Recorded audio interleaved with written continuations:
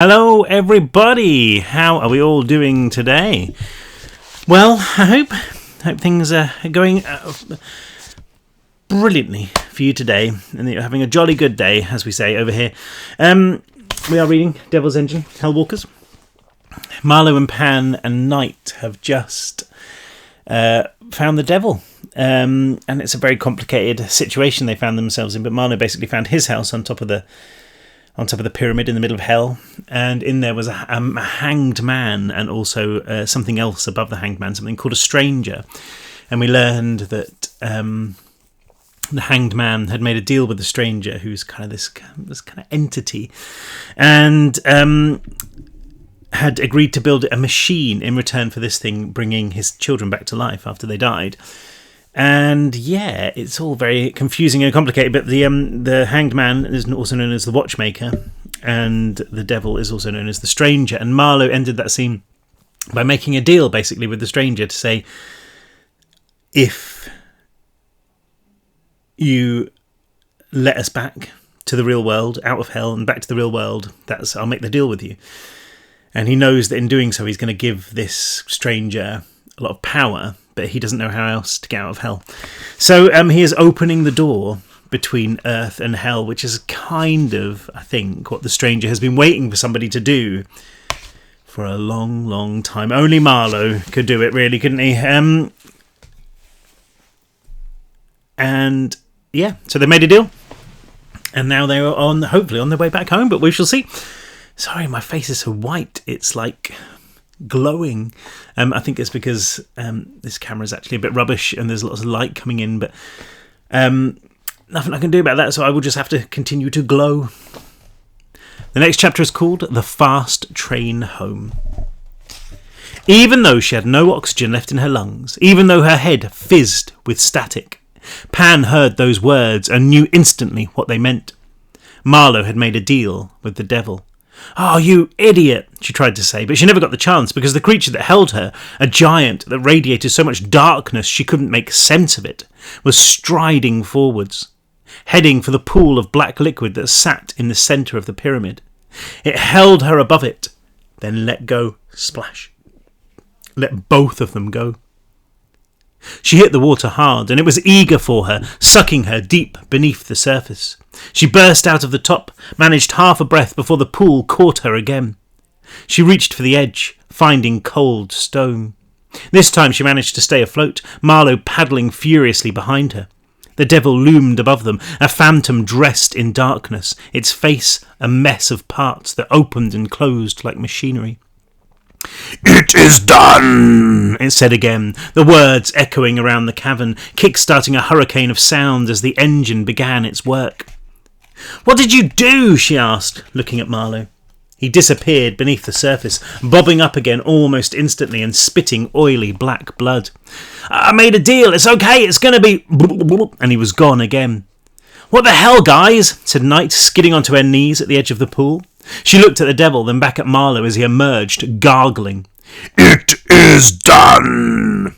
This time, when the devil spoke, the pool began to tremble, ripples spreading out across its surface. The whole cavern seemed to be shaking, chunks of rock dropping from those weird rib-like props above them. "You are free!" "Free?" said Pan. And despite everything, she felt something shift inside her, an immense weight lifting. "We're going home," said Marlow, treading water. "But what did you give it?" Pan said. "What was the deal for?" She saw Marlow frown, saw him shake his head. "I didn't ask." "Idiot," she said, trying to pull herself out of the pool. Everything was happening too quickly. She didn't have time to think. "What do we do?" Knight asked. "Come on," Marlow yelled, caught in the unsettled water. "Pan, please, we can go home." Pan looked up at Knight, fumbling for the girl's hand. "What do we do?" Knight asked again. "I don't know," Pan said. "We take our chances in there." She nodded at the pool, then at the creature of nightmare who stood and watched them. "Or with that." "In there," said Knight without hesitation, ready to jump. Too late, Pan saw the movement behind the girl. A balloon of burst flesh, its skin split, great lumps of yellow fat and pink intestine hanging from the open wounds. Patrick, the bastard, had survived the fall. He turned his mangled head to Pan, one eye hanging loose, swinging like a yo-yo. The other burned with hate. "Watch out!" Patrick's bear-trap hands snapped shut around Knight's chest with a firecracker pop of breaking ribs. "No!" Pan screamed, trying to pull herself free. There was a current now, pulling her towards the centre where Marlow floundered. She clung to the rock for as long as she could, then her fingers cramped and she let herself go. The water dragged her under, but she fought it, breaking free long enough to see Patrick's jaw split open, to see his teeth clamp down over Knight's face, even as she fought him. "Knight!" The current was too strong. Pan bumped against Marlow and they held each other, fighting to keep their heads out of the water, spinning in the vortex. Then Marlow disappeared, his hands grabbing Pan's legs and pulling her under too. She sucked in black water that tasted like machine oil and decay, feeling herself wrenched deeper. The pool seemed to tip on its head and suddenly she was tearing upwards like a torpedo, screaming against the force of it. Silver specks illuminated the dark like distant solar systems, and still she was accelerating, the water around her glowing, bubbling like she was a ship returning from orbit, burning through the atmosphere. The sound of it deafened her, but she could hear the cry of the devil echoing through the void. "You are free! You are home, and the gate will be destroyed after the last of you." She couldn't make sense of it. She just thought of Knight, Patrick chewing through her face. "I'll come back for you," she said. Her stomach ripped out through the soles of her feet as she was pulled faster still. "I'll come back." Then the world flipped again and she was falling through water into more water, like there was a pool of denser liquid beneath her. She slowed, stopped, then began to paddle up, or at least what she thought was up, because there was no light here. She stuck her hands out, blind, fumbling for anything and finding stone. She pulled herself to it, trying to remember how to breathe, smudging the black water from her eyes. Something erupted from the pool behind her, and she turned to see Marlow there, his face alive with panic as he sucked in air. He dropped and she grabbed him, pulling him close, both of them clinging like coral to the wall of the pool. She didn't let go. She didn't dare. They both rested there, too exhausted to do anything else, too scared to look beyond to the steep-sided walls. She just kept glancing back, waiting for Knight to burst from the water, to grin that grin of hers as she splashed towards them. But the surface of the pool fell still.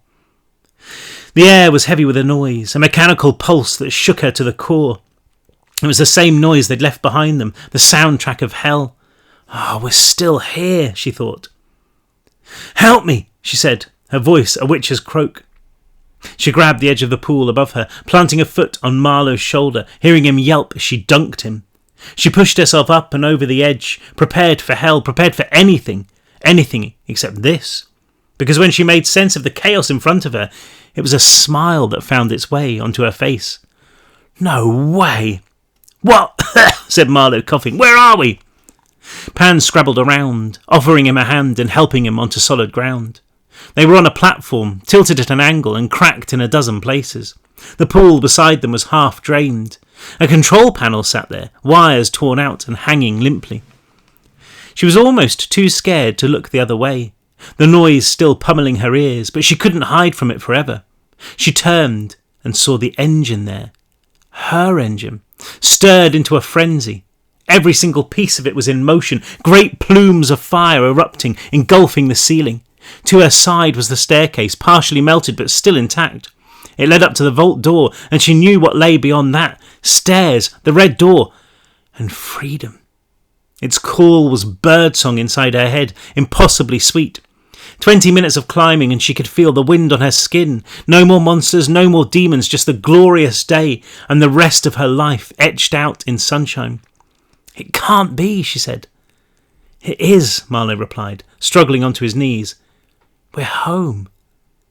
"When, though?" Pan asked. "When are we?" Because when she'd last been here, the engine had been silent and still, straining against broken time. "What did you deal for?" she asked. She rolled onto her side, then somehow managed to get to her feet. The flecks of metal in her skin caught the firelight, like she too was burning. She patted her side, feeling the wound there, gummed shut by blood, stitched by those ribs of metal. I don't know, he said. It was all so quick. I just asked to go home. Home, she said, chewing on the word. That's it. Yeah, he said, that's it. Something didn't sit right, something niggling at the back of her brain. She'll come, said Marlow, staring at the pool, chewing his knuckles, his teeth clacking against the metal there. She has to. Pan wasn't so sure, wondering if she should throw herself back into the water and try to return for night. But nothing, not one single thing could draw her back to hell, to that creature who had watched her with eyes like burning coals. What happened in there, she asked. Who was that? Marlow grabbed her elbow and hefted himself up, standing there stooped and broken. He was about to reply when something crunched out in the engine, an industrial roar. Ostheim, she said. The only reason they hadn't seen him before was because Meridiana... Oh, hang on. What, lovely? Kids are home. Well, take that bucket of sweeties up to Mummy and ask her if you can have one. It's on the counter. Well done. Love you. Sorry. Nothing like kids being at home to add a little bit of drama to the story. What happened in there, she asked. Who was that? Marlow grabbed her elbow and hefted himself up. You'll have to ask Mummy, lovely, I'm busy, sorry. Marlow grabbed her elbow and hefted himself up, standing there stooped and broken. He was about to reply when something crunched out in the engine, an industrial roar. Ostheim, she said. Sorry, I read that bit already. The only reason they hadn't seen him here before was because Meridiana had given them the power to step out of time, had locked them here in an infinite moment. When they died, when they'd been sent to hell, time had reclaimed this place with a vengeance, and it had freed Ostheim in the process. The only good thing was that he couldn't know they were here. She started to walk, her body too heavy, as if the gravity in hell had been weaker than here. She found her rhythm soon enough, running for the stairs. Clambering onto the lowest step, she saw Ostheim at the far end of the cavern, his bulk rolling cautiously over the engine beneath it. He looked as far from human as it was possible to be, his body bloated to the size of a whale, a dozen or more tentacles writhing. He held something in one of them, something that gave off a metallic glint but which pulsed darkly. An inverse lighthouse beam. Whatever it was, he was slamming it repeatedly against the floor like he was trying to break it. Asshole, Pan whispered. Then she continued to climb. She heard Marlow clatter up behind her, making so much noise that she was amazed they made it to the top undetected. She ducked through the vault door into the security room. It was empty, but the door to the stairwell was open and she thought she could hear voices spilling out of it. Jabbing a finger in her ear to clear it, she tried again. Yeah, they were definitely voices. She looked at Marlow, his smile the brightest thing in the room. Then she burst through the door, craning her head up the stairwell. She could just about see them, figures illuminated by the emergency lights, three or four flights up and running.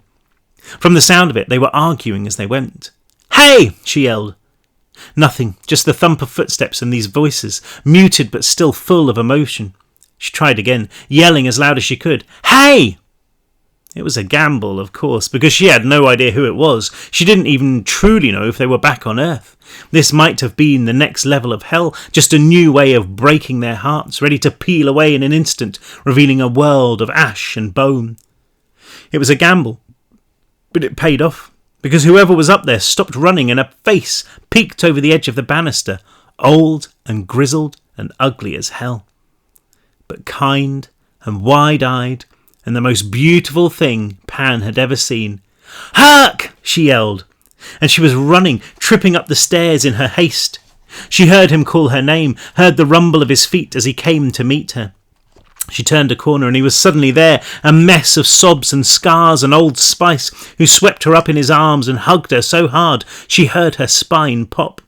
She held him just as hard, pushing her face into him, practically screaming into his neck. Oh God, thank you, thank you, thank you, thank you. What the... Pan? Said another voice, and she peeled her wet face from Herc to see Charlie with his eyeballs in danger of popping out and rolling down the stairs. Marlow? Hey, said Marlow. And then he was sobbing too, breaking down right there, his hands plastered to his face. She could hear him muttering, "Oh, it's real. Please let it be real." Herc took Pan's head between his palms, looked her right in the eye. "What happened?" he said. "I saw you die." And he must have noticed the metal striations embedded in her face, the sheen of copper in her eye, because he was suddenly wary. "You sure you're real?" he said. "You're sure you're her?" "Of course it's me, you miserable ass," she said, smudging the tears away. "I don't get it," said Charlie. "You died. They tore you to pieces like minutes ago." 4 days, she said. 4 days, Charlie. I've been in hell. Charlie and Herc shared a look. "And you didn't even get me a t-shirt," Charlie said, his smile so big that she almost burst into tears again. He opened his arms. "Come here." She did, but he pulled free almost immediately. "Jesus, Pan," he said, putting a hand to his face. "You smell like you just crawled out of the devil's armpit." "You don't know how right you are," she said. "What happened out there?" "In the 5 minutes between you dying and coming back," said Herc. "A lot. The moment you went away, The moment you went, he shot this comment at Marlow, although Pan wasn't sure why he was scowling. "The whole engine started coming to life, nearly ground us into mincemeat on the way out. Luckily we weren't too far in." "And Ostheim came back," said Charlie. "Popped right out of nowhere. Don't think he knew we were there. Don't think he even noticed time stopping. He's uniting the engines. It won't be long before..." He frowned. "Wait, you said you were in hell, right? How did you get back?" "Long story," said Marlow. Something was still tugging at Pan's mind. Something important. "No, wait," she said. "Marlow did a deal with the devil. The real devil." "He what?" said Charlie. "What kind of deal?" Herc asked. "A deal to come home," Marlow replied. "A deal to save us." "In return for what?" Pan asked. "What did you give it?" "Nothing," he said. "It didn't ask for anything, not even my soul. It just..." He looked back the way they'd come, gulping like a fish out of water. "Just what?" "Nothing," he said again. "I mean..." "Marlow," she said, glaring at him, "what were the exact words you used?" "I said I wanted to go home. I wanted all of us to go home, me, you and Knight." "Knight?" said Herc, looking for her. "She's here?" Pan shook her head, watched him deflate again. "And I said that the door should close behind us," Marlow went on. "Not just close, but be destroyed. As soon as we were through, the gateway to hell would be sealed forever. I mean, I thought about it, Pan. I made sure it couldn't follow us." "What couldn't?" said Herc. "The devil?" Marlow nodded. "Behind us," Pan said. "Behind all of us." "You weren't there," he snapped. "You didn't see what I saw. Pan, you didn't see what it could do. It was going to kill you." "Big deal," she said, jabbing a finger at him. "Death didn't matter down there. I could have handled it." "I didn't have a chance to think," whined Marlow. "It was too quick." "You never think," she said. "You never think about anything but yourself." "Whoa," said Charlie. "Hang on. What are you talking about?" He was answered not by Marlow, but by something else, something that rumbled up from deep beneath them, louder even than the howling storm of the engine. There was another noise too, a deep bone-shaking that might have been laughter. Pan's blood seemed to boil away, leaving her too light, paper-thin. "Oh no," she said. "What?" said Herc. "Would somebody tell me what the hell is going on?" "Behind all of us," Pan said. "You said the gate should shut behind all of us, me, you and Knight." And she remembered Patrick lifting the girl up, sinking those tombstone teeth into her face. Knight was still in hell. "I got us out," said Marlow. "I got us home." "Yeah," said Pan. "You got us out of hell, Marlow." She heard the roar get louder, felt the whole building shake beneath the force of it, and that laughter rising up above everything else. "You got us out of hell, but you left the goddamn gate wide open." Oh, Marlow. Next chapter is called Heartbreaker. "What have you done, Marlow?" said Charlie. Marlow couldn't answer. He just stood there like a fish out of water, gulping air. "What have I done?" Mucus was building up in his lungs, fast, making up for lost time. He coughed to clear it, breathed in with a wheeze. This couldn't be happening, because he'd been so careful. He'd made sure the gate would close behind them. Behind all of them. And it made a sudden, awful sense what the watchmaker had said. By making the deal, Marlow had united the engines. This engine and the one in hell. He'd united them and opened the gates between worlds. "Oh, it's not my fault," he croaked, and he was on the verge of pleading his case when the stairwell bucked like a mule, a crack ripping open the wall beside them and unleashing a storm of dust. It lurched again as if they were riding a train, Charlie almost tumbling down the stairs. "Okay," said Herc, grabbing the banister with a white-knuckled hand. "We can talk about this later, but we need to get out of here." That subterranean growl was growing louder, and Marlow couldn't help but picture a shark beneath them, rising through the dark ocean, its jaws wide open. "I'm with Herc," said Charlie, bounding up the steps. Pan followed, Herc waiting for Marlow to pass before bringing up the rear. Marlow's body felt like an unoiled machine, every joint grinding, his thirst unbearable. That wasn't the reason he stopped, though. He clung to the banister, knowing that there was something he was missing. Everything had happened so quickly, he'd been through so much that his thoughts were nothing but shrapnel. He couldn't make sense of them. "Hey!" yelled Charlie from the next flight. "You insane? Come on!" He took another step, but stopped again, thinking back. The devil was coming, yes. He'd left the door wide open for him, yes. But there was something else, something the watchmaker had said to him. "Marlow," said Pan. "What is it?" The stairwell shook again, dust raining down from above. It made breathing even harder, and Marlow pushed his hand against his chest, clawing in another breath. He could feel the rattle of his lungs through his skin, that and the frantic, erratic beat of his heart. His heart. And there it was, detonating inside his skull, the stranger, a hole in its chest where its heart should be, pipes and tubes and machinery pumping poisonous blood through its rotting body. Without its heart, it's just a devil. With it, it is a god. "Holy she!" snatched in another breath, yelling to the others, "Wait, hang on!" They were almost too far up the stairwell to hear him, and when Herc stuck his head over the banister, he looked like a gargoyle on a cathedral spire. "Huh?" he yelled down. "We can't go," Marlow said. "There's something we have to do." Even as he said it, he hated himself, because he could almost see daylight. He could almost feel the breeze on his skin. All he had to do was keep walking and he'd get to the red door. But the devil would follow. "Oh, just leave him," he heard Pan say. "His problem. Let him deal with it."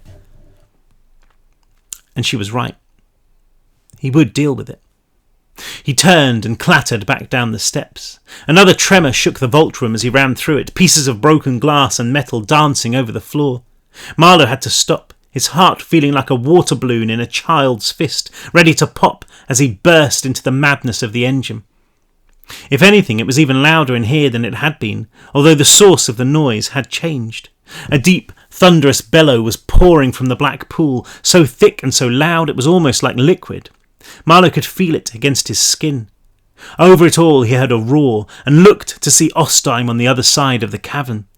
His obese body had reared up in triumph as he understood that his job was done, that the gates were open. Then he was moving this way, fast.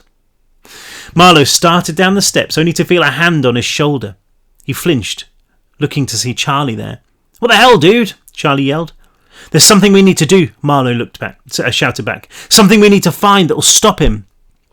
Ostheim was on his way across the engine. For a second Marlow thought they'd been spotted, half expected Ostheim to scuttle up the stairs, for one of his bladed legs to punch into him.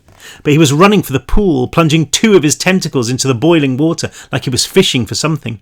"What are you talking about?" said Charlie. "What are you looking for?" "A heart," he said. "A what?" Marlow stared out into the engine, into that mass of 1 billion parts. How was he supposed to find a heart in all of that? It would be easier to find a needle in 1,000,000 haystacks. He wasn't even sure the heart would be there, because what if Meridiana had taken it with her, hidden it somewhere else? It could be anywhere on the planet and anywhere in time. Except hadn't Meridia told him, when he'd been here last, that the heart was right here, in this engine? She'd commanded him to look for it. "What are you doing?" The hiss behind him was scalpel sharp. Pan was there, Herc looming over her, shrugging for an explanation. "He's looking for a heart," Charlie went on. "Beats me." "There's no time to explain," Marlow said, still watching Ostheim, scanning the bus-sized mass of bulging flesh. "You just have to trust me." He heard Pan spit out a laugh. "Oh, sure, Marlow, I trust you completely." He ignored her, dread rising in him like a cold tide. "We'll never find it," he said. "It could be anywhere. It'll take—" "Is that it?" said Pan, pointing at Ostheim. Marlow squinted, seeing a glimmer of brass clutched in one of Ostheim's eel-like limbs. It was a canister of some kind, the size of a propane tank maybe, one that emitted a weird, not quite light. And she was right, wasn't she? It made perfect sense. Ostheim had been there back when the watchmaker had taken the heart. He'd have known exactly what it looked like. And he'd have known the devil would need it as soon as it shed the machinery that was keeping it alive and stepped back into the world. But surely they wouldn't get so lucky. "That thing in his weird tentacle hand thing," said Charlie, "doesn't look much like a heart." "It's not a heart, maybe, but like the residue of the memories the watchmaker—" Oh, sorry, he's not saying that. He's thinking not a heart, maybe, but the residue of the memories the watchmaker had led him through was still smeared on Marlow's brain. He closed his eyes, looked back, saw the watchmaker locking the heart inside a mechanism of copper and steel. "It has to be that," he said, more to himself than anyone else. And there was a brief flood of relief that he didn't have to search the engine, that he didn't have to find it by himself. It didn't last long, though, because what he had to do now was 100 times harder.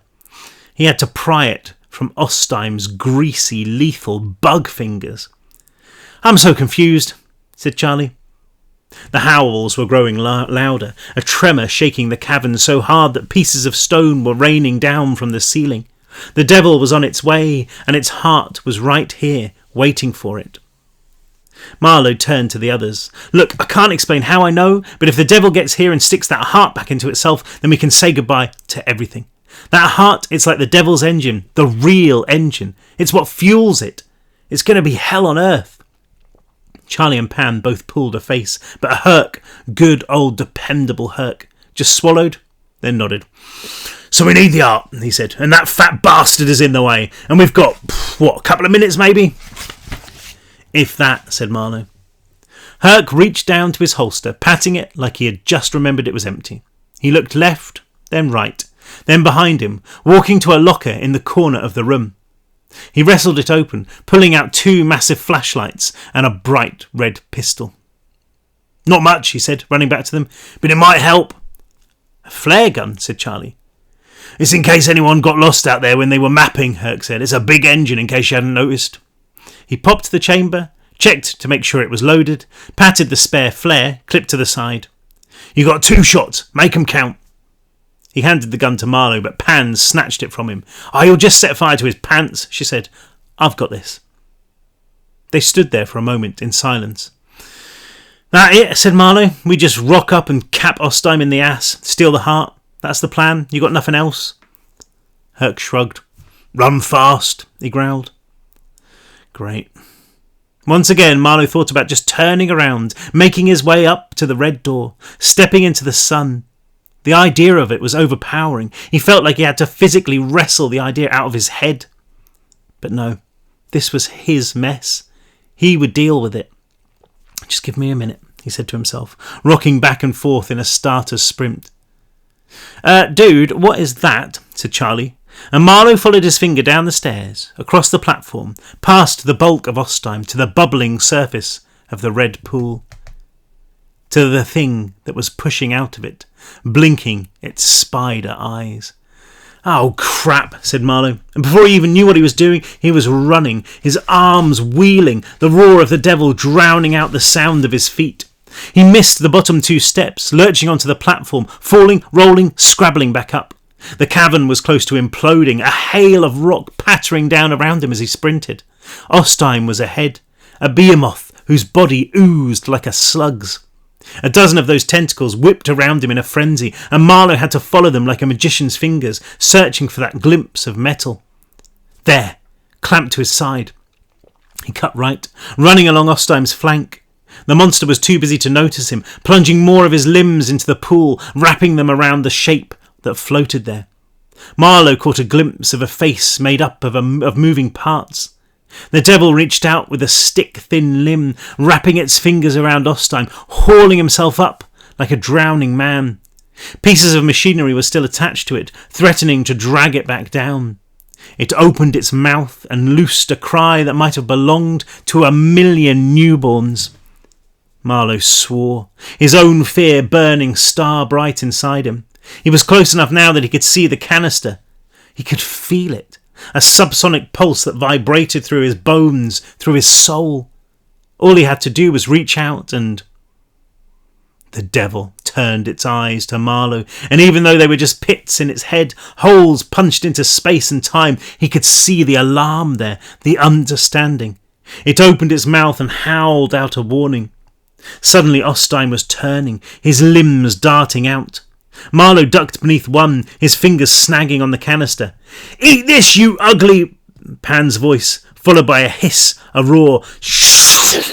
A ball of fire thumped into Osteimer's flank. It had to have been like shooting a bear with a potato gun, but it worked. Distracting Osteimer for long enough for Marlow to grab the mechanism and wrench it free. It was heavier than it looked, slamming to the floor and bringing him with it. He scrabbled back up, dragging the canister across the platform. Where the hell were the... One of Osteimer's limbs cracked into the canister like a train, launching Marlow into the air. He let go of it, slamming back down onto the stone and rolling into the bottom step. The world was midnight dark, filled with a hurricane of noise. But there were... sorry, excuse me. That was a bit rude of me. But there were hands on his arm, hauling him up.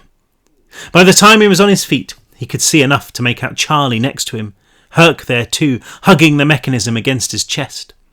"Move!" the old guy roared. Ostine was a blur of panic and fury, most of his limbs trying to pull the devil out of the water. Pan was still there, the flare gun reloaded and pointed at his back. It wouldn't do much good, the first flare had already burned itself out, and she must have known it because she angled it up, aiming for the fractured ceiling. She pulled the trigger, the flare arcing up and thumping into the disintegrating rock. It wasn't exactly a grenade launcher, but it was powerful enough, a chunk of ceiling breaking free and hurtling earthward. It thumped into the black pool like a fist, and Marlow wasn't sure if it was Ostine or the devil, who howled in outrage. He shrugged Charlie away, limping onto the stairs. The cavern was disintegrating, another stalactite slicing down and shearing away the banister, almost taking out Herc as it toppled past them. Pan was racing up, barging past Marlow and Charlie, yelling, "Ladies first!" "Don't look back," Marlow ordered himself, but he couldn't stop, craning over his shoulder with every other step, seeing Ostine haul the devil out of the water, seeing him turn his bulk their way, seeing those limbs fire out like harpoons. "Shit!" Marlow tripped on the last step, the top of the door exploding into dust overhead. He rolled, screaming, Charlie falling on top of him. Something big dislodged itself, collapsing over the door, crushing the limb that had followed them in. Even then it squirmed, a brutal obsidian blade slicing through the air, feeling for them. Marlow pushed past Herc, clattering up the steps until his calves burned so fiercely he thought he was about to spontaneously combust. Collapsing, he inhaled a wheezing breath, and when he exhaled he was surprised to find that it was a wild, spluttering laugh. And they kept coming, pouring from him so hard that he couldn't get a breath. He had to wipe the tears away so that he could see, and the first thing that greeted him was Pan's face, twisted into a look of annoyance. Before he could stop himself, he was laughing even harder. "You are such an idiot," she said, passing him. Charlie took her place, offering a hand. "You really are," he said. "What are you laughing at?" Marlow couldn't explain it. It had to be the relief, the insanity, the terror, the joy of being back on Earth. The emotions were so powerful that they reduced him to this. The stairwell rocked as something exploded beneath them, and Marlow forced himself back onto his feet. He'd made it to the next curve before he heard Herc yelling at them from below. Staring over the banister, he saw the old guy struggling with the weight of the canister, hauling it up step by step. He glowered, furious. "Any of you lazy bastards want to help?" he roared. And Marlow was laughing again as he ran back down the stairs. Gotta keep your sense of humour at moments like this, haven't you? Even when the devil's chasing you. Maybe especially when the devil's chasing you. I think we've got time for maybe one more. Maybe two. We shall see. Back through the red door. They stood there, the four of them. They stood there and stared like they were expecting it to open by itself. and the red door just stared right back. "You going to do it?" said Charlie. Pan wiped a hand over her face, and it came away smeared with blood. Herc's nose was bleeding too, something to do with the canister he cradled in his arms. It was pumping out a vibe of pure evil, a pulse that ripped through every fibre in Pan's body. Pan? She wasn't sure why. She couldn't seem to move. She wanted to open the door more than she'd wanted anything in her life. But what would happen if she twisted that handle and the door didn't open? She'd be sealed in here forever, or at least until Ostheim and the devil hauled their way up from the cavern. She could still hear them down there, their rage threatening to shake the nest to dust. "Pan," said Herc, struggling with the weight of the canister, his arms knotted with veins. "Just crack the damn thing before I give myself a hernia." She swallowed painfully, walking the last stretch of corridor, reaching for the handle, pausing again. The red door linked to a dozen other places, maybe more, and they had no idea which of those it would open onto now. For all they knew, it might take them back into Meridiana's lair, where Ostheim's demonic offspring would chew them to pieces. Or maybe back into the graves beneath Paris, where they would slowly rot in the liminal. For all they knew, it might open up to a brick wall. Pan turned the handle and the door clicked, but when she pulled, nothing happened. "Ah, damn it!" she yelled, kicking it, shouldering it, hanging off it. The door didn't so much as tremble. "It's locked!" "No," said Marlow. He limped to the door, Pan stepping out of his way. "Yeah, right," she said, "like you'll be able to open it." He grabbed the handle, twisted it hard, then pulled. The red door made a sound like a gunshot, which echoed down the corridor. Pan's ears popped, and she felt her stomach cramp as she rode out the wave of horror that always followed.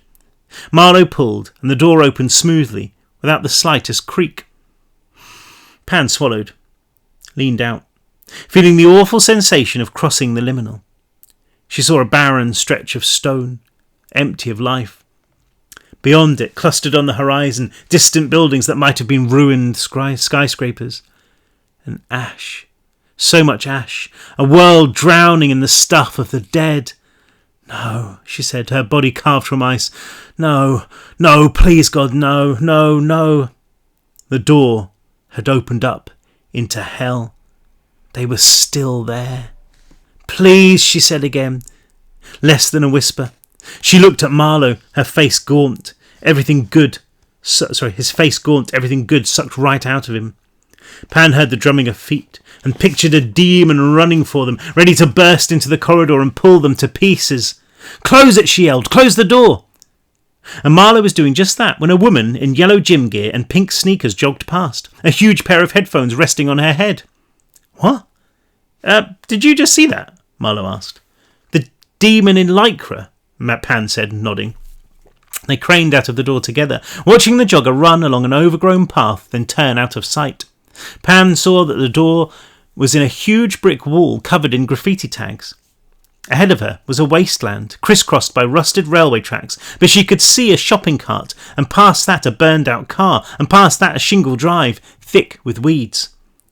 Something honked from close by, and she suddenly heard traffic, the growl of engines, somebody yelling, and it was those muffled words, Go screw yourself, pal!"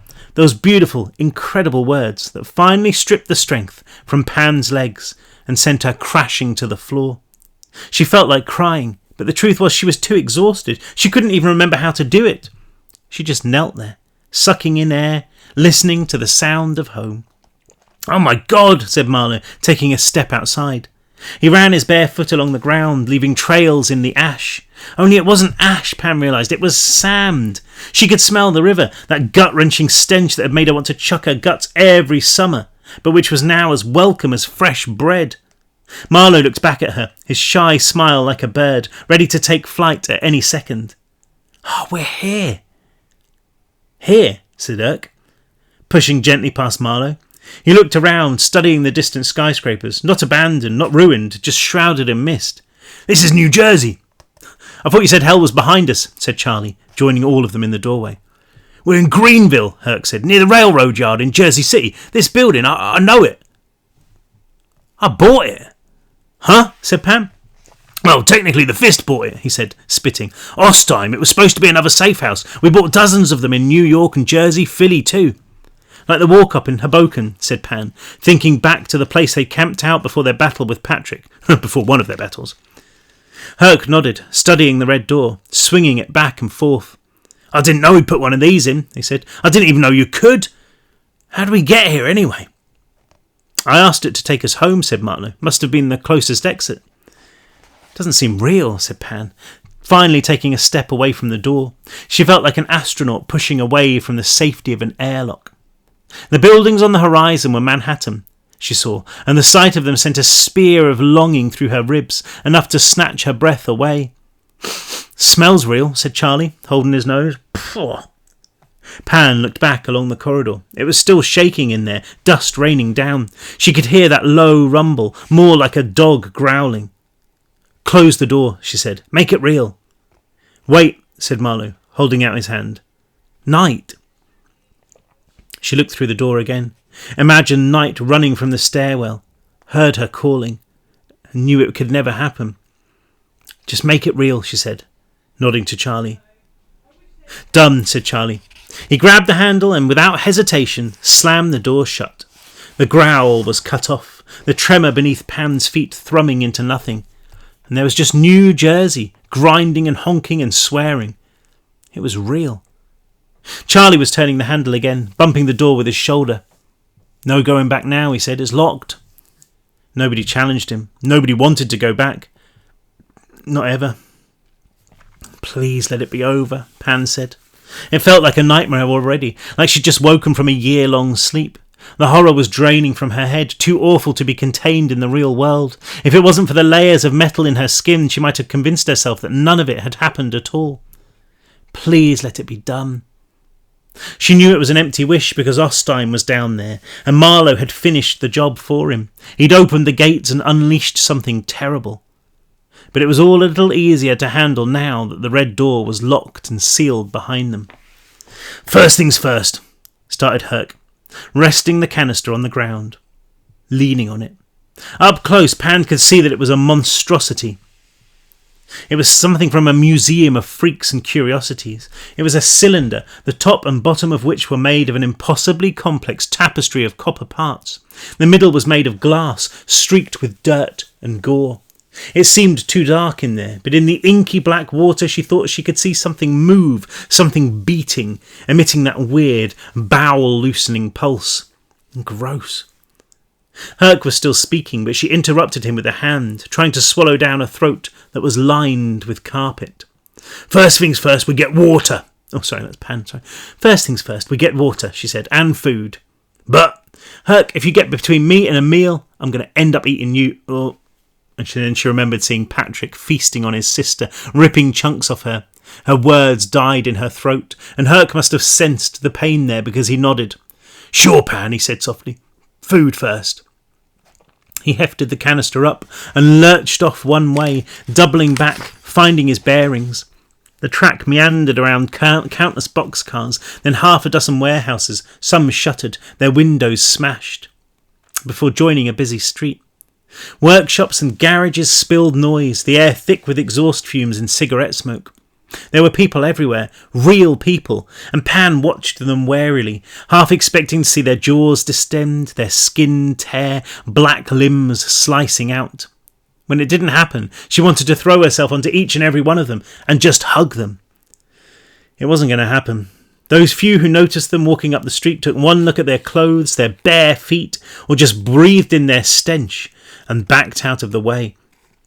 Herc cut left, through a wooded patch beside the road, the trees swaying overhead, caught in the same breeze that caressed Pan's skin, and out onto another street, this one packed with apartment buildings.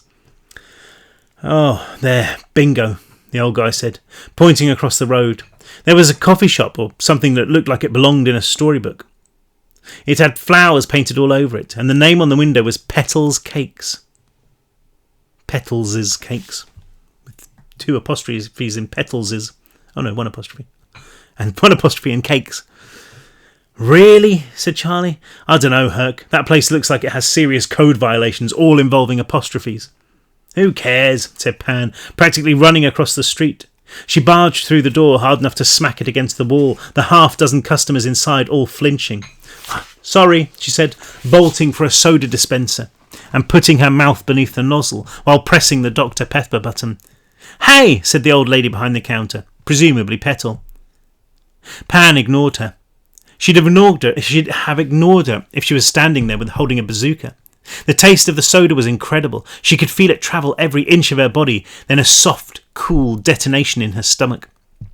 2 people were already walking out the door, the rest of them definitely considering it. Petal had a phone in her hand, holding it as a warning. "Hold up," said Herc, the canister thumping to the floor with a sound like a cathedral bell. "No rush. She just got stung by a bee in the mouth." He tried to smile at the woman, his horror show face making her look twice as nervous. "No need to panic. We're He looked at Marlow, dressed in nothing but shorts, his torso covered in dirt and scars. At Pan in her just hanging on ensemble, and at the metal that glinted in their faces. All of them were filthy, and there was more than one blood stain among them, not to mention the canister that hummed like a generator. "We're doing a play over in the high school." He waved his arm in a full circle. "Of mice and men," said Charlie. "I'm the man." He looked at Marlow for help, and Marlow shrugged. "I'm the mouse," he said. He lowered his head beneath the soda machine, drinking deeply. Pan grabbed a bottle of water from the fridge and gulped it down, finishing the entire bottle. It seemed to go up rather than down, settling in her skull. "Brain freeze," she said. The woman was actually dialing now, and Herc walked to the counter, dwarfing her. He reached into his pocket, and she flinched, but it was a wallet he pulled out. He shook the dust from it, opened it up, and pulled out a wedge of cash. He placed it on the counter, trying to smudge a bloodstain from the top bill. "This should be enough to cover everything they need, and everyone else's meals," he said. "It should be enough for exclusive use of your cafe, if you get what I mean." She put the phone down, her jaw dropping. Shop's closed," she said. There was a trickle of blood winding its way down from her ear, and she smudged it away without noticing. "Sorry, folks." There was a round of groans, but nobody seemed too sorry to leave, especially as their bills had been settled, and especially as half of them were starting to bleed. Petal scooped up the cash and fled after her customers. Pan walked through the door behind the counter, finding a small kitchen.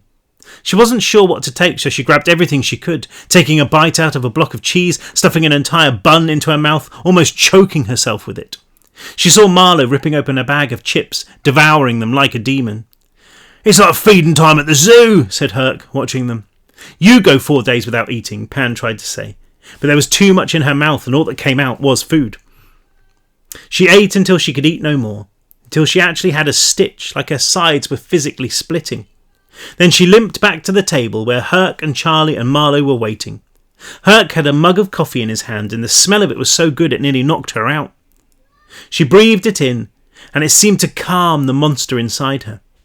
The sun was burning through the morning mist outside, and she basked in it, closing her eyes, sleep there almost instantly. She welcomed it, happy to let it come. All she wanted to do was forget. "So," said Herc, drumming his fingers on the table, snapping her out of the doze. "Tell me everything." Okay, we've got time for one more, and this chapter is called Everything. She did. She took a breath and told Herc everything. Not before she had a wash, though. There was no shower here, but there was a sink in the kitchen, and she stripped, using dishwashing soap and a sponge to scrub away the blood, the filth. There was so much of it that she didn't think it would ever come off completely. She wondered if she'd have to simply scour away her skin until there was no trace of hell left. But even then, there were those pieces of shrapnel woven through her. They would never let her forget. At least her wounds had healed. The big one in her side had clotted with something so dark and so hard it might have been plastic. The scrapes and grazes just poor memories of themselves, as if reality had rejected everything that had happened outside its boundaries. She wondered if it would last, or if the injuries would catch up with her eventually. She rooted through the cupboards until she found a box of black polo shirts, petals stitched on the breast in pink cotton. She found her size and threw it on. There were no trousers, sadly, so she used a pair of scissors to cut off the filthy bottoms of her sweatpants, turning them into shorts. Putting them back on was like crossing the threshold again. She could feel the blood, feel the fluid of the black pool, but what choice did she have? She couldn't exactly stroll through Jersey in her birthday suit. There was nothing in the lost property box that was any use, but she spotted an inhaler there. It was nearly empty, the nozzle chewed out of shape, and she handed it to Marlow as he met her at the door. "Oh, cool, thanks," he said, taking it and firing off a shot into his mouth. Pan left him to it, walking to the others.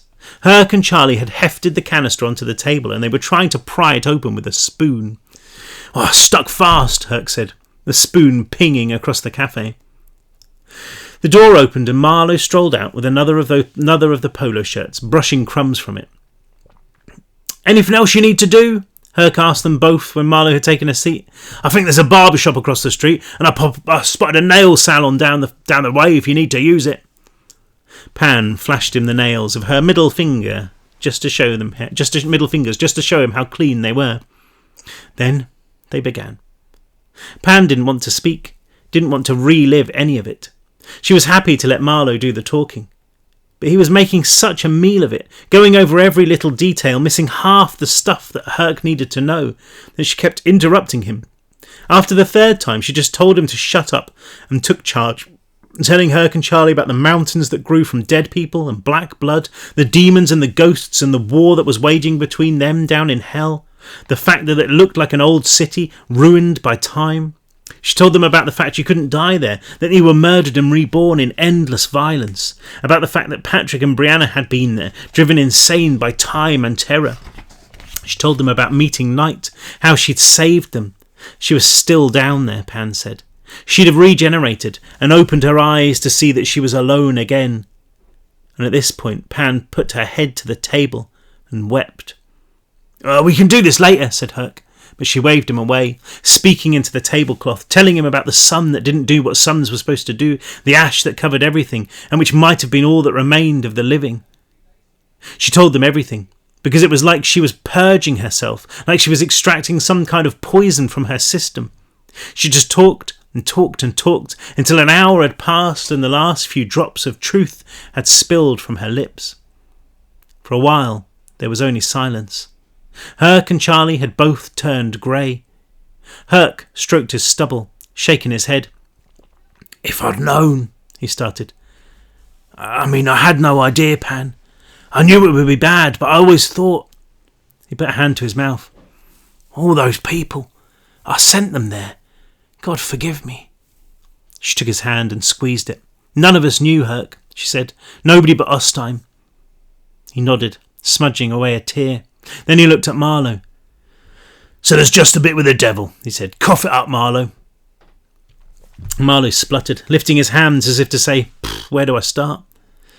It wasn't one thing, it was two," he said after a moment. "The devil and something else, someone else. Trapped together." "Whoa," said Charlie. "Slow down, who?" "A man. His children died, 5 kids, including Ostheim and Mammon and Meridiana, a long time ago, like centuries. They were killed in a fire. And then he tried to rescue them, but the devil was there. It set the whole thing up. I think it made a deal with him. Only it wasn't really a devil. I don't know what it was, something powerful and really, really old. Anyway, this thing had been making deals with people since forever, letting them drink its blood and giving them powers. It made a deal with the man to bring his children back." "In return for?" prodded Herc. "The man had to build an engine," said Marlow. "The engine. It took him ages, trapped in time, just like Meridiana. But he did. He built it." "But what was it for?" asked Pan. "To keep it alive," Marlow said. "This thing was so old and it needed a way to stay alive. Its heart, that thing." Marlow tapped the canister and the reverberations from inside seemed to double in volume for a moment before settling again. "It's what powers it. It's like, I don't know, Iron Man's arc reactor or something. It's like its energy source. Only really, really, really evil. The devil's body was giving out, so it gave this man a blueprint for a life support machine, helped him build it in return for bringing the man's kids back. Only they weren't really his kids. They were, I don't even know, they were just something bad." Pan thought of the way Ostheim had become a monster, the way that she'd barely been able to look at Mammon, the way that Meridiana kept murdering her clones. Yeah, they were bad, all right. They had the devil's blood in them. They were his children, not the guy's. Anyway, he knew he'd been tricked. The watchmaker knew he'd been tricked, so he changed the design of the engine. He took the devil's heart and he hid it, and he turned the engine into a prison, I think. His heart, said Herc. The mechanism sat there, pulsing away. Every now and again the lump of meat and gristle inside seemed to squelch from one side to the other, like it was trying to study them. This, I guess, said Marlow. But what does it do? Charlie asked. Makes him whole, said Marlow. The man, he was just a watchmaker. He said without the heart, the devil is just a devil, but with it, it becomes a god. So maybe if we destroy it, then the devil dies too. He shrugged. Maybe. Herc shook his head. You mean all this time we're sitting here with this thing and we're supposed to be destroying it? Marlow, come on, put it together. The old guy bent down, fiddling with the brass ends of the canister, grunting with frustration. Then he stood, lifting the heart over his head and slamming it down onto the floor. It landed with a thump that seemed too loud for its size, leaving a crater in the tiles. Herc stamped on the glass, but it didn't crack. He sat down, wiping his brow. We'll find something, he said. Just give me a sec. So yeah, said Marlow, continuing. The watchmaker turned the engine into a prison. The devil was in hell, the heart was here, and so long as they were separated, it was powerless. Whoever holds the devil, hold him well, muttered Herc. Huh? Said Pam. Nothing, he said, it's just a quote. So this man hid the heart, trapped the devil, but where? Marlow chewed his knuckle for a moment, lost in thought. Then he said, I think he might have trapped him in the future. I think that's how he did it. The future, said Pam. He nodded. Yeah, you know how the engine does that? It can mess with time. I think the man, this watchmaker, changed something so that the engine ended up thousands of years from now. What good would that do? Asked Charlie. Well, no good if you live in the future, said Marlow. But if you lived back then in the past, then it would have saved you. The devil can't hurt you if he's moved to another millennium, can he? That would explain the city, said Pan. The world. Yeah, that's what I was thinking, said Marlow. All those dead, millions, billions of them. He killed them all. Hold on, said Herc. This doesn't make sense, because if he used the engine as a prison, holding the devil until the future, then why does the engine grant wishes? Because it's powered by the devil's blood, said Pam. Yeah, said Marlow. Its blood runs through it, and it's powerful. It can give you, superpowers and stuff. It's black. It's got this weird sparkly things in it. Like the black pool, said Charlie. Yeah, like the pool. I'm not sure, but I think that's where the power comes from. The blood flows through the engine, through every part of it, then ends up in the black pool. The engine, it kind of filters it, customises it to what you've asked for. What was it Seth always said? It cracks the code of this little pocket of reality. Then when you go into the pool, I guess the blood gets inside you. You drink it, and you change too. Pam took a sip of Herc's coffee and felt it churn in her stomach. The food, which had tasted so good, was sitting there like a lead brick. This is all good, but what was that thing? I mean, was it actually the devil? Marlow shook his head, drawing a pattern in a pile of salt on the table. I'm not sure. The man said it wasn't the devil. I think it was something worse. He called it a stranger. Pan didn't know how, but she knew he'd given it a capital S. Stranger, said Herc, chewing on the word. What did it look like? You've seen it, he said. You all have. It's that thing in the pool. Herc was scratching his head, his frown lines like surgical scars. Okay, he said. So there's the devil, stranger, who is evil. Then a man who made a deal with the devil who managed to keep it prisoner, and he's good. And the 5 kids? He loved them, said Marlow. The devil made them look like real children, but they weren't. They were monsters. But I think the watchmaker's love kind of changed them back. He looked at Pan. Love can do that, right? She blushed, but she nodded. Yeah, love could do that. But the devil turned one of them against him, one called Mephistopheles. Who's that? Said Charlie. I know that name. Think about it, said Marlow. Pan did, working the word around her head, seeing something there and then losing it. Herc slammed a fist on the table, making her jump. Mephistopheles, he said. Oh, he growled.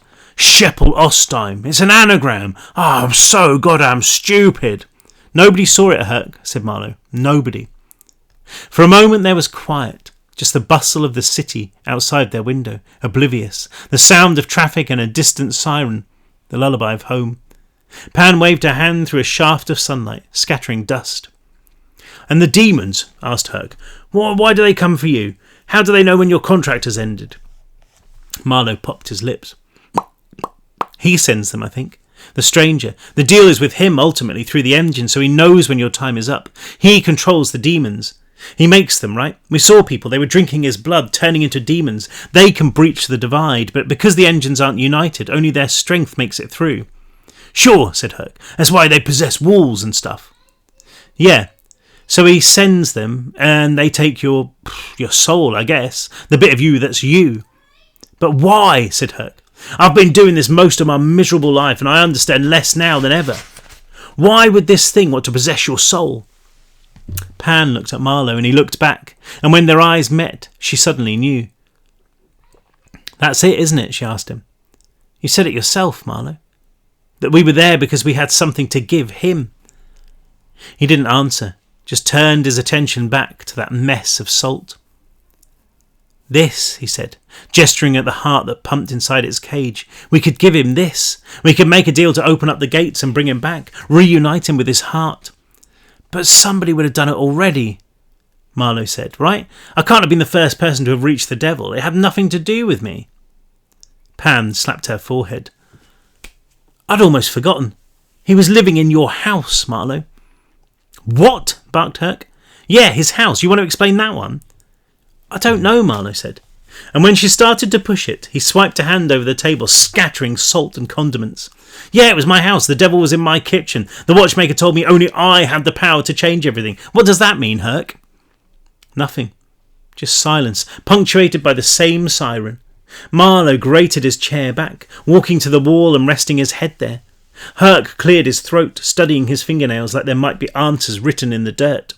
That siren was definitely louder, and Pan could hear the gunning of an engine. She squinted through the dirty window, seeing the street outside, a couple of customers, and Petal too, phone in her hand, looking impatient. I think she screwed us, she said.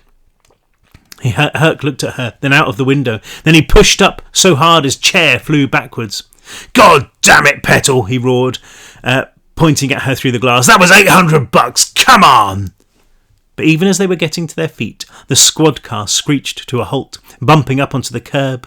Charlie swore, leaping the counter and disappearing through the staff door. He emerged a second later, shaking his head. Herc sighed, his fist flexing. Just let me do the talking, all right? He lifted the canister with the heart, and they filed from the shop one by one. By the time they were out, the cops were scrambling from the car. One of them had his hand on his sidearm, the other actually pulling her gun from its holster when she saw Marlow and Pan. Take it easy, said Herc, thumping the canister onto the sidewalk. There's nothing to see here. Yeah, said the second cop, looking at Pan's blood-marbled shorts, at Marlow's face, at the canister, which kind of looked a little like a nuclear weapon.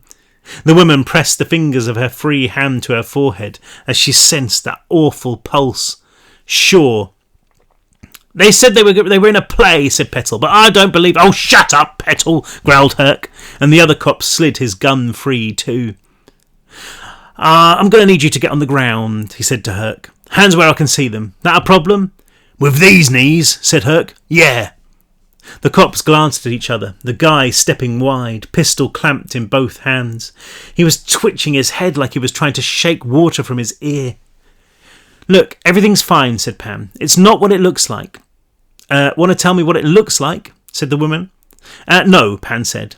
But at the same time, Marlow started blurting. We were in hell, me and her. That's why our clothes look weird. That's where the blood came from. We just got out. These guys are our friends. Herc here is the mission commander. We're like a special forces outfit, but for supernatural stuff. Because there's an engine which can kind of give you powers, only we found out it wasn't really an engine. It was this thing, like the devil, only not the devil, something else, and its blood is what gives you powers. And I might have accidentally left the door open after we got out of hell, and it might be, coming after us like now for this. That's its heart in there. It's sort of still beating, and if he gets it back, everything will be over. So yeah, that's what happened, and there are no shoes in hell, just so you know.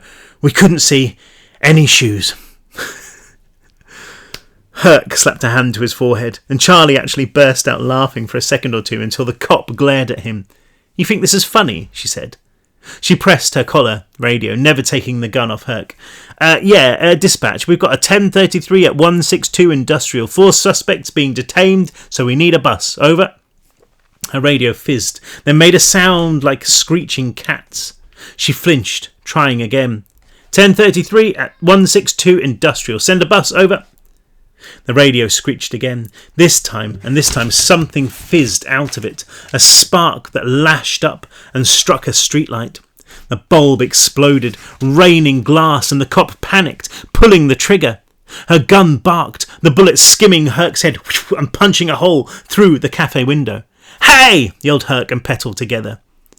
The woman's radio was still sparking, and she ripped it away, tossing it to the street. The other cop was shouting something into his own radio. "Shots fired! Shots fired!" But the only answer was that cat screech again. It wasn't just coming from them, Pan realised. It was being blasted from the car radio too, from every car radio, the sound of it filling the street. "Stay where you are!" the woman yelled, her gun hand shaking. "Do not move!" The air hummed, every light on the street, every headlight suddenly blazing even though the day burned brightly. Something was raging inside Pan's head too, panic, pure and terrible. "No," she said. Further down, the way they'd walked up from the red door, the street bucked like a rodeo bull, the force of it bumping cars into the air, shattering the windows in the apartment buildings. That generator hum grew in volume until, as one, the lights on the street exploded. Pan ducked, breathing in a stench that made her want to vomit. There was no denying what it was, that rotten egg smell she knew so well. Sulphur. "What?" the cop started, and the ground thumped up again, pieces of asphalt popping like corn. The woman toppled back into the squad car, spinning to the ground. Her gun clattered halfway across the street. The other cop had no idea what to do, swinging his weapon wildly left and right. Everyone else was fleeing the scene. "Hey," said Herc, both hands raised as he addressed the man. "Listen to me. Something bad is coming. Something really bad. If I were you, I'd get in that car, go find your family, and get the hell out of Dodge. You hear me?" The ground lurched up again, and Pan could almost see it, a shape of darkness bouldering against the red door, demanding to be released. "What is it?" the cop asked, his weapon finally dropping to his side. "Hell," said Pan. "Hell is coming." And he must have seen something in her worth believing, because he holstered his weapon and dived into the squad car, screeching away. The other officer was scampering into the road, an SUV skidding past her, horn honking. "You too," said Herc. "Nothing you can do here." He turned to Pan, to Marlow. "So, this is it then. The thing we've been working to prevent since all of this began. We've somehow made it happen." "It wasn't my fault," said Marlow, when Herc threw him a look. "Doesn't matter," he said. "We've been outplayed." He looked down to where the canister sat like a vat of toxic waste. "I'm guessing the devil is going to be gunning for that, so we better—" Another explosion beneath them, a sonic boom that almost reduced Pan's brain to mush. She could hear another sound woven around the first, an echoing thunder of laughter. The cop obviously heard it too, because she turned and ran, her weapon abandoned. "Dibs," said Charlie, waiting for a semi to hiss past before running out and claiming the gun. It wouldn't do him any good, Pan thought. There was no weapon here capable of defending against the thing that pounded at the door. This was a world made of straw, not bricks, and the devil would blow it over with a single breath. Unless they destroyed the heart before he could find it. Herc had obviously thought the same thing, because he'd taken the gun from Charlie. He aimed it at the canister, flicked off the safety, fired a shot. Pan flinched, her ears ringing. She heard Herc fire 3 more times, then swear. When she looked back, the canister was unchanged, the glass not even scuffed. The heart beat inside, the sound of it almost mocking them. And the devil answered its call, roaring. "What do we do?" she asked Herc. He stood there, muttering something so quietly that she couldn't hear it over the growing storm. She moved closer, trying to make sense of his words, finally catching them. "Whoever holds the devil, hold him well," he said, turning to her. He was trying to look strong, but Pan saw the way his lip trembled, saw the watery fear in his eyes. "Because he will not be caught a second time." And even as he said it, all hell broke loose. There we go. Next chapter is called Hell on Earth, as indeed it literally is. Okay, better stop there because that's like an hour. can't even remember what happens next.